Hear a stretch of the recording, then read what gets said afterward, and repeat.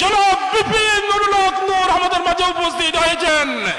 আমরা গগন বিদায়ী কণ্ঠে আওয়াজ করে নারায়ে তাকবীর, আল্লাহু আকবার, নুরু ভাইয়ের আগমন, শুভেচ্ছা স্বাগতম,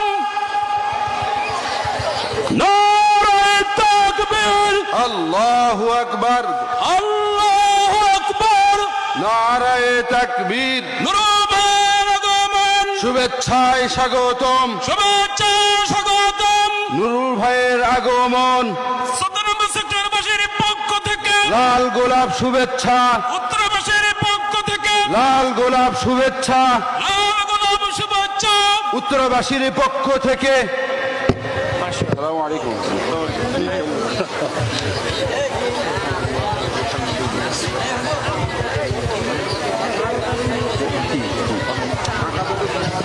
আপনারা দেখতে পাচ্ছেন গণপরিষদের সম্মানিত চেয়ারম্যান, যার কথা একটু আগে খুব গর্বের সাথে উচ্চারিত হয়েছে, আমাদের সম্মানিত ভিপি নূর, যিনি বারবার কারা নির্যাতিত হয়েছেন, নিপীড়িত হয়েছেন, জালেমের জিন্দানখানায়, পাশাপাশি রাজপথ লড়াকু সৈনিকের ভূমিকা পালন করতে যিনি অনেকবার নিপীড়িত হয়েছেন, সন্ত্রাসীদের হাতে আক্রমণ হয়েছেন, তারপরও সত্য কথাকে তিনি কণ্ঠ থেকে তিনি এড়িয়ে চলেননি। দেশের জন্য, সমাজের জন্য, রাষ্ট্রের জন্য ইতিপূর্বে ফ্যাসিস্ট সরকারের বিরুদ্ধে তিনি যে বড় জোরালো বক্তব্য রেখেছেন, যে বক্তব্যের অংশ বিশেষ, যে বক্তব্যের প্রভাবে ছাত্র জনতা মাঠে নেমে আন্দোলন সংগ্রামের ময়দানে রক্ত দিয়েছে, জীবন দিয়েছে। 5ই আগস্টের একটি সূচনা হয়েছে নতুন বাংলাদেশের। সেই সুনামধন্য আমাদের নবতরুণ চেতনাময়ী নেতা, আগামী বাংলাদেশের ইনশাআল্লাহ নেতৃত্বের ময়দানে একটি সুপরিচিত নাম বিপিন নূর। আমরা তার আগমনে পুলকিত, আনন্দিত, গর্বিত। আশা করি তিনি যথাসময়ে আমাদের সামনে গুরুত্বপূর্ণ বক্তব্য পেশ করবেন। উনি আমাদের প্রোগ্রামে আসার জন্য ওনাকে আমরা স্বাগত জানাচ্ছি। আল্লাহ ওনার সুস্থ হায়াত দান করুক, জোরে বলুন আমিন।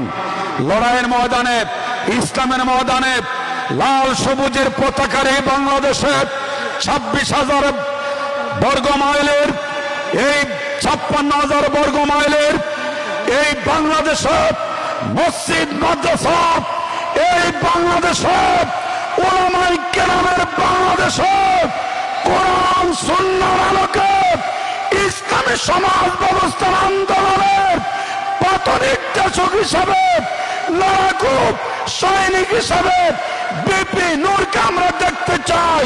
চাই চাই চাই কিনা হাত জায়গায় বলুন। অবশ্য আমরা চাই।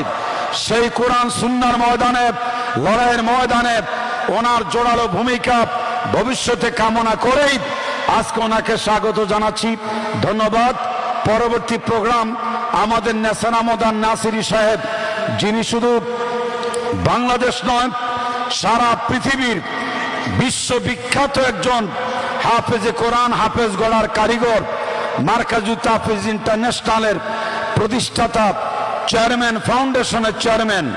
আমি যখন মক্কা শরীফে ওনার ছাত্রদের প্রতিযোগিতা, আমরা ওখানে গিয়েছিলাম তদারকিতে, দেখেছি মক্কা শরীফের পক্ষ থেকেও কাবার প্রান্তরে মাদ্রাসা ওনাকে শিক্ষক হিসাবে থাকার জন্য কোরআন নাজিলের দেশের উস্তাদগণ রিকোয়েস্ট করেছে। তিনি বাংলাদেশের মাটি এবং মানুষকে ছেড়ে তিনি বিদেশের মাটিতে স্থায়ীভাবে থাকবেন, এই সিদ্ধান্ত তিনি নেননি। তারপরে সৌদি আরব, মিশর সহ বিশ্বের বিভিন্ন জায়গায় মার্কাজুত তাহফিজ ইন্টারন্যাশনালের শাখা প্রশাখা আলহামদুলিল্লাহ বিস্তৃতি লাভ করেছে। তারই অংশ বিশেষ এই উত্তরা 14 নম্বর সেক্টরে মার্কাজুত তাহফিজ ইন্টারন্যাশনালের একটি শাখা এখানে তিনি গড়ে তুলেছেন। ইতিমধ্যেই আলহামদুলিল্লাহ 200 জন ছাত্র আজকে পাগড়ি নেবে বলে উনি পাগড়ি পেঁচাই দিয়েছেন ছাত্রদের মাথার উপরে। আলহামদুলিল্লাহ, এমন নিবেদিত সোনার মানুষটি আমাদের বাংলাদেশের জন্য, বিশ্ব মুসলিম মিলাতের জন্য একটি আশীর্বাদ ইনশাআল্লাহ। তবে আমাদের নেসার ভাই যে এরকম একজন গুণী ব্যক্তি, যে যার হাত ধরে ইতিমধ্যেই আন্তর্জাতিক পরিসরে বেশ কিছু ছাত্র যারা বাংলাদেশের নাম এবং মুখ উজ্জ্বল করেছে, এরকম একজন উস্তাদকেও সম্মান দেওয়াটাও আমাদের জন্য প্রয়োজন।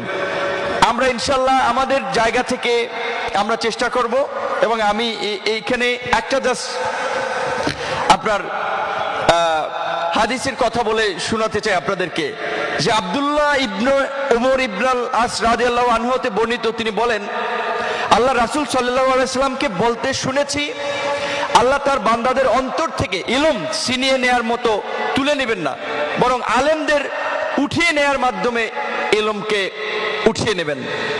এমনকি যখন কোনো আলেম অবশিষ্ট থাকবে না, তখন লোকেরা মূর্খদের নেতা বানিয়ে নেবে।